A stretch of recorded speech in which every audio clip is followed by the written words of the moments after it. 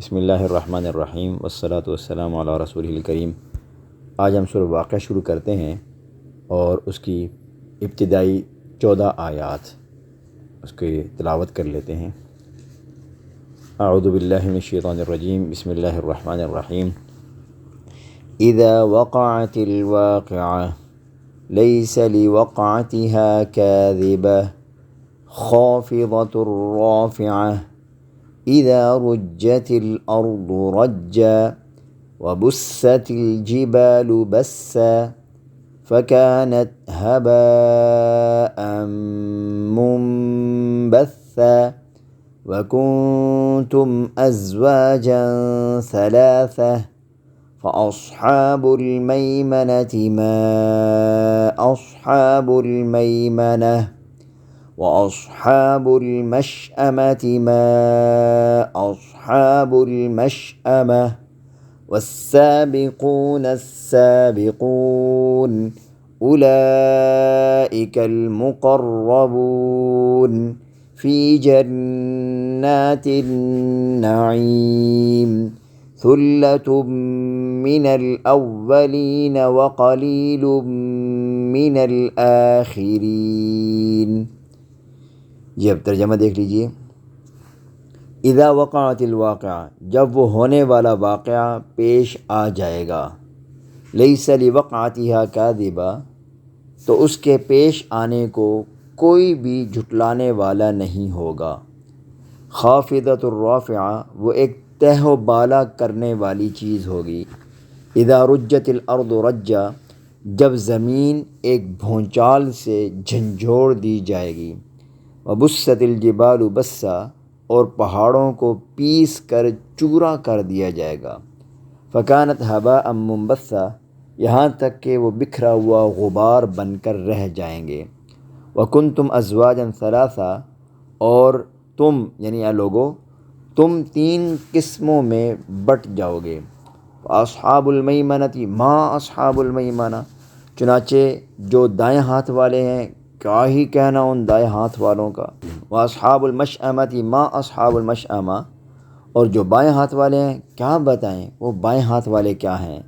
والسابقون السابقون، اور جو سبقت لے جانے والے ہیں وہ تو ہیں ہی سبقت لے جانے والے۔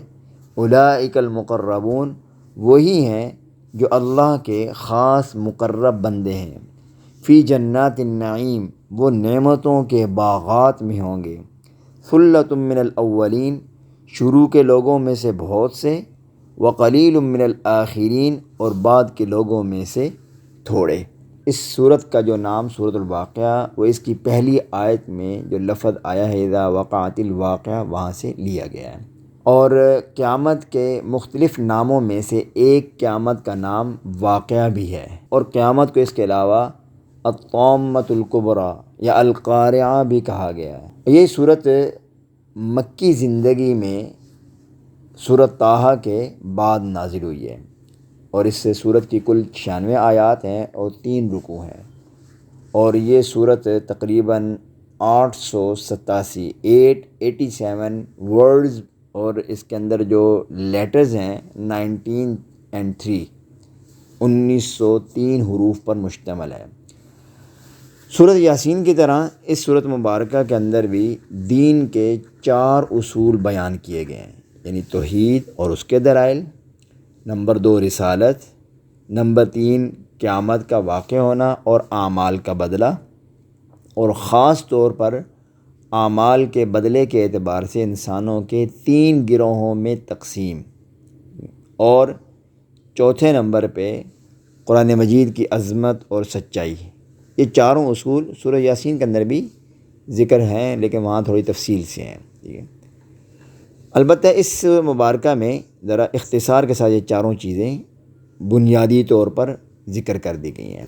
تفسیر میں ایک بہت بڑا نام ہے حافظ عماد الدین ابن کثیر رحمۃ اللہ علیہ، انہوں نے یہ روایت نقل کی ہے کہ حضرت عبداللہ بن مسعود رضی اللہ تعالیٰ عنہ، جو مشہور صحابی ہیں، تو مرض الموت میں جب وہ مبتلا ہوئے تو حضرت عثمان غنی رضی اللہ عنہ اس وقت امیر المؤمنین تھے، تو وہ ان کی عیادت کے لیے گئے۔ انہوں نے جا کے پوچھا ما تشتکی، آپ کو کس چیز کی تکلیف ہے، کیا آپ تکلیف محسوس کر رہے ہیں؟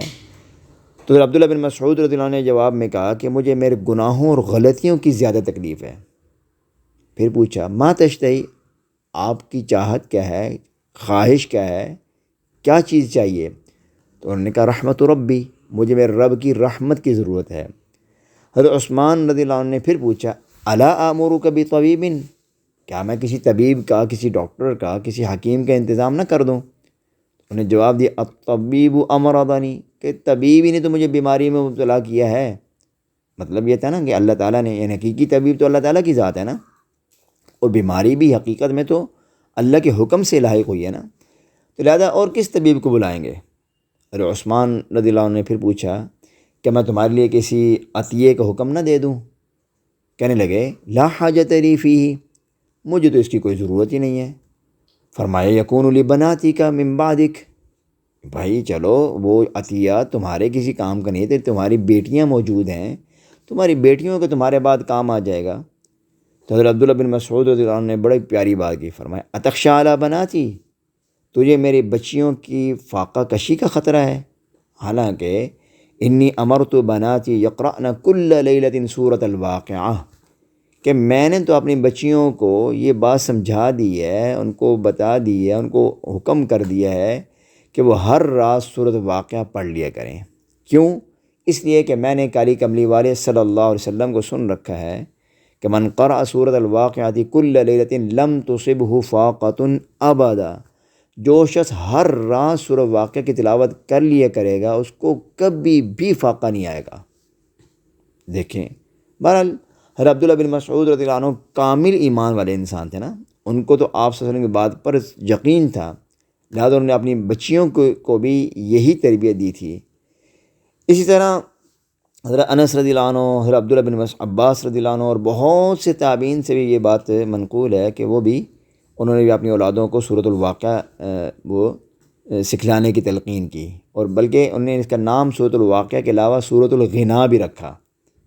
اس کی وجہ کیا کہ اللہ تعالیٰ اس سورت کی وجہ سے غنا عطا کرتا ہے اور فاقے سے بچاتا ہے۔ اگر کسی کی ظاہری حالت کمزور بھی ہو تو سورۃ واقعہ پڑھنے والے کو اللہ تعالیٰ دلی سکون ضرور عطا کرتے ہیں، اور وہ کسی پریشانی میں مبتلا نہیں ہوتا۔ اللہ کرے ہمارا یہ یقین بن جائے۔ تو اللہ تعالیٰ شاہ فرما رہے ہیں اذا وقعت الواقعہ، جب واقع ہو جائے گی، واقع ہونے والی، اس سے مراد کیا ہے؟ قیامت، یعنی جب قیامت آ جائے گی، لیس لوقعتہا کاذبہ، اور اس کے واقع ہونے میں کوئی جھوٹ بھی نہیں ہے، یعنی یہ تو ضرور ہو کے رہنی ہے۔ اور اس کا یہ معنی بھی ہو سکتا ہے کہ قیامت کے واقع ہونے کو کوئی جھٹلا بھی نہیں سکتا۔ اب آج کل تو بعض لوگ ہم دیکھتے ہیں کہ اس کا انکار کرتے ہیں، مگر جب آ جائے گی نا قیامت، پھر کیسے اس کو جھٹلائیں گے؟ اس وقت تو کسی کو انکار کرنے کی مجال بھی نہیں ہوگی۔ پھر آگے فرمایا خافضۃ رافعہ، یعنی یہ قیامت پست کرنے والی بھی ہے اور بلند کرنے والی بھی ہے۔ کیا مطلب؟ یعنی قیامت مشرکوں، کافروں، اللہ تعالیٰ کے نافرمانوں، ملحدوں کو جہنم کے اندر تو پستیوں میں اتار دے گی، جبکہ ایمان، تقوی اور نیکی والوں کو بلند درجات تک پہنچائے گی۔ گویا قیامت بعد کو پست کرنے والی اور بعد کو بلند کرنے والی چیز ہے۔ اب یہ قیامت کب واقع ہوگی؟ اذا رجت الارض رجا، جب کہ زمین کو اچھی طرح ہلا دیا جائے گا، اس پر زلزلہ طاری ہو جائے گا۔ اللہ معاف فرمائے، جیسے آج کل زلزلے، یہ قیامت کی بڑی علامات میں سے ہیں۔ اب جو قیامت کا زلزلہ ہوگا وہ ان سارے زلزلوں کا گویا کہ سردار زلزلہ ہوگا، جس سے ہر چیز درم برم ہو جائے گی۔ وبست الجبال بسا، اور پہاڑ ریزہ ریزہ ہو جائیں گے، ٹوٹ پھوٹ جائیں گے۔ فکانت ہباء منبثا، اور اڑتے ہوئے گرد و غبار کی طرح ہو جائیں گے۔ جیسے سورۃ القاریہ ہے نا، اس میں اللہ تعالیٰ نے شاہ فرمایا وَتَكُونُ الْجِبَالُ كَالْعِهْنِ الْمَنْفُوشِ، اور جو پہاڑ ہوں گے یہ اون کی طرح، جس کو اون کو جب دھن لیا جاتا ہے نا، دھنی ہوئی اون کی طرح اڑتے پھریں گے۔ آپ صلی اللہ علیہ وسلم کا ارشاد مبارک ہے کہ جو شخص قیامت اپنی آنکھوں سے دیکھنا چاہتا ہے، تو جو چاہتا ہے نا میں اپنی آنکھوں سے قیامت کو دیکھوں، تو اس کو چاہیے کہ وہ سورۃ النبا، سورۃ تکویر اذا الشمس کورت اور سورۃ واقعہ پڑھ لیا کریں۔ قیامت کا سارا نقشہ سامنے آ جائے گا۔ تو قیامت کا ایک نام الطامۃ الکبریٰ ہے نا، یعنی سب سے بڑا ہنگامہ۔ اور سورۃ الزلزال کے اندر بھی قیامت کا نقشہ کھینچا گیا نا، اذا زلزلت الارض زلزالہا۔ اس وقت جو یہ سیارے ہیں نا، یہ اتنے بھی سیارے، تو یہ آپس میں ٹکرا کے درہم برہم ہو جائیں گے۔ اب اس سے جو فلکیات کے ماہرین ہیں نا وہ بھی اس نتیجے پر پہنچ چکے ہیں کہ جو دمدار ستارے ہوتے ہیں نا، دمدار ستاروں، تو دمدار ستاروں سے علیحدہ ہونے والے بعض ٹکڑے پوری زمین سے بھی بڑے ہوتے ہیں، اور خطرہ ہے کہ اگر کسی وقت کوئی ٹکڑا زمین سے ٹکرا گیا نا تو زمین کا نظام درہم برہم ہو جائے گا اور کوئی چیز باقی نہیں رہے گی۔ بہرحال یہ تو ایک ماہر فلکیات لوگوں کی باتیں ہیں نا، سائنٹسٹ کی، لیکن اللہ تعالیٰ نے تو پہلے ہی بتا دیا کہ قیامت کا ہنگامہ واقع ہوگا اور زمین ٹوٹ پھوٹ کا شکار ہوگی، پھر نئی زمین اور نیا آسمان قائم ہوگا، حساب کتاب کی منزل آئے گی اور جزا اور سزا کے فیصلے ہوں گے۔ پھر فرمایا جب قیامت واقع ہوگی تو وَكُنْتُمْ أَزْوَاجًا ثَلَاثًا، تو اے انسانوں تم 3 گروہوں میں تقسیم ہو جاؤ گے، تمہارے گویا کہ 3 گروہ ہو جائیں گے، اور ان میں سے 2 گروہ کامیاب ہوں گے اور تیسرا گروہ ناکام ہوگا۔ آگے ان گروہوں کی تفصیل بھی آ رہی ہے۔ ایک حدیث مبارکہ ہے جو سنن ترمذی کے اندر مذکور ہے کہ آپ صلی اللہ علیہ وسلم کے ارشاد مبارک ہے قیامت کے دن تمام اہل ایمان کی 120 صفحے ہوں گی، ٹوٹل 120 لائنیں کہہ لیں، اور آپ نے فرمایا ہو جن میں سے 80 صفحے صرف اس امت کی ہوں گی۔ 120 صفحے ٹوٹل ہوں گی، آدم علیہ السلام سے لے کر قیامت تک جتنے بھی انسان ہیں ان ساروں کی 120 صفحے ہوں گی، 120، اور اس میں سے 80 جو ہوں گی نا، 80 لائنز، وہ صرف اور صرف رسول اللہ صلی اللہ علیہ وسلم کی امت کی، باقی 40 تمام امتوں کی۔ اور پھر اہل جنت کے آگے پھر 2 گروہ ہوں گے، 2 گروہ میں ان کو تقسیم کر دی جائے گی۔ ایک گروہ کو سابقون کہا گیا، سابقون جو نیکی میں ریس لگانے والے، نیکی میں دوڑ لگانے والے، نیکی میں مقابلہ کرنے والے، ٹھیک ہے۔ اور دوسرا گروہ اصحاب یمین، دائیں ہاتھ والوں کو، جو پچھلے ہم نے سورۃ الرحمن کے اندر بھی یہ ذکر کیا تھا، جو سابقین سے تھوڑا کم درجے کے ہوں گے، مگر ہوں گے وہ بھی جنت والے۔ تیسرا گروہ ہے وہ بائیں ہاتھ والوں کا ہوگا، جو ناکام ہیں اور جہنم میں جائیں گے۔ تو اللہ تعالیٰ شاہ فرماتے ہیں فاصحاب المیمنہ، جو دائیں ہاتھ والے ہیں نا، ما اصحاب المیمنہ، کیا ہی اچھے ہیں دائیں ہاتھ والے۔ اللہ نے ان کی تعریف فرمائی ہے کہ یہ کامیاب لوگ ہوں گے۔ بعض فرماتے ہیں کہ دائیں ہاتھ والے وہ لوگ ہیں جن کو عہد الست کے وقت آدم علیہ السلام کی دائیں طرف سے نکالا گیا تھا۔ اب پتہ نہیں عہد الست جانتے ہیں نا؟ عہد الست کیا ہے کہ اللہ تعالیٰ نے انسانوں کو پیدا کرنے سے پہلے ان کی تمام روحوں کو اکٹھا کر کے اللہ تعالیٰ نے سے پوچھا، ہاں بھئی کیا میں تمہارا رب نہیں ہوں؟ تو جواب میں سب نے کہا بھلا کیوں نہیں، آپ ہی ہمارے رب ہیں۔ اس کو عہد الست کہتے ہیں۔